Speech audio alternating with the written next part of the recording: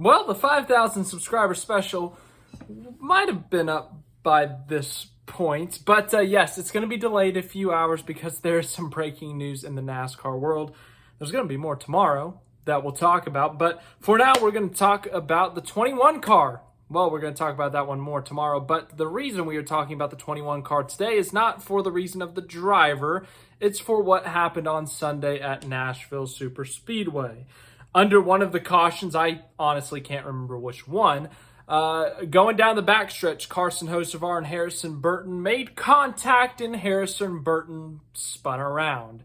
Upon further review, it looked like Carson Hocevar intentionally right-reared him into traffic, and if it was at full speed, would have been into the wall, but obviously it was under caution, and so therefore that is a big no-no. NASCAR has made their decision. NASCAR officials issued penalties Tuesday for infractions in the Cup Series and then also some things in the Truck Series that had to do with lug nuts.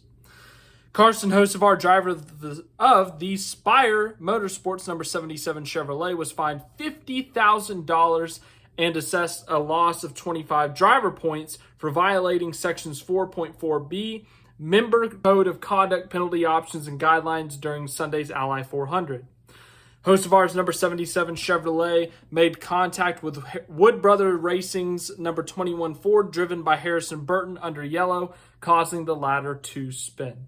So yes, as I said, intentionally wrecking someone is a no-no when you're right-rearing them. But doing it under caution is pretty bad too, just because, there could be safety officials on the track. Everyone's going slow. People could be loosening up their belts for a minute. And so when people are spinning out, wrecking each other under caution, NASCAR, they're not about that. I will say, though, I wish NASCAR was consistent with this. You may be wondering what I'm talking about. Just a couple of years ago at Texas, William Byron and Denny Hamlin got into it under caution, where Byron intentionally spun out Hamlin into the grass under caution. And Byron said, "Oh, I didn't mean to spin him out. I was just going to bump him." But the fact of the matter is he spun him out. Initially, he got the same penalty, 25 points and $50,000, but that was back when you could appeal penalties, and ultimately they won the appeal. The fine got doubled, and they got the points back, which I thought was absurd. But in this case, I don't think you can appeal it, and if you can, I don't think you can do anything about it. But if you want my opinion on it, you can't do that. What Hocevar did, and Carson Hocevar has had a history of having moments where, he right-reared someone at Martinsville, or he attempted to. He wrecked someone at IRP, and Carson Hocevar's done good this year. He's performed extremely well. He was up in the top 25, and I think he's still like 24th or 25th. But prior to this penalty, he was 22nd or 23rd in the points. He's had a fantastic season. He's been the best running Spire car over Corey LaJoie, a veteran, and then obviously Zane Smith, a rookie.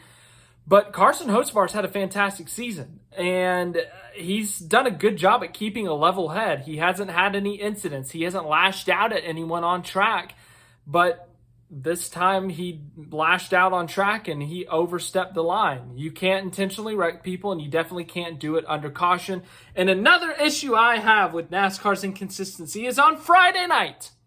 Lane Riggs did what Kyle Busch did at North Wilkesboro. He bumped a car up the racetrack and spun him out after that said car, Stephen Parsons, put him in the wall in turn 2. So in turn 2, Lane Riggs gets put in the wall. Coming down the backstretch, still under green flag conditions, Lane Riggs spins Stephen Parsons out, and he got parked 2 entire laps for reckless driving. But when Carson Hocevar on Sunday intentionally spun out Harrison Burton, very obviously, I might add, nothing. They don't even review it. They don't even talk about it. That's like the most reckless driving, almost the most reckless driving. I guess he could have right-reared him under green and, obliterated Harrison Burton. But what? That makes no sense. Friday, reckless driving for something we saw a month ago at North Wilkesboro. Sunday, something that is a huge no. But we'll wait till Tuesday. We'll wait till Tuesday to figure this out. What?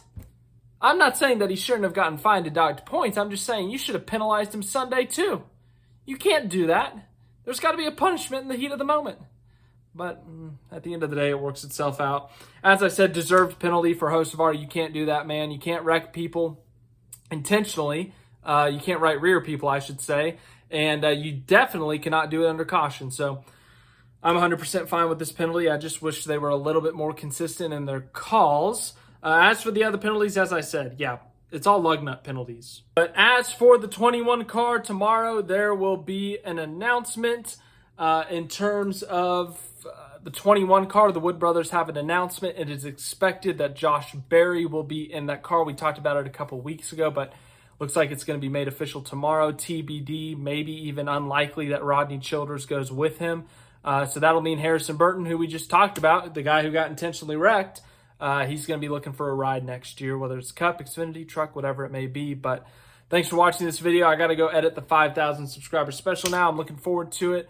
And I hope you guys enjoyed that. And any other news, I will let you guys know.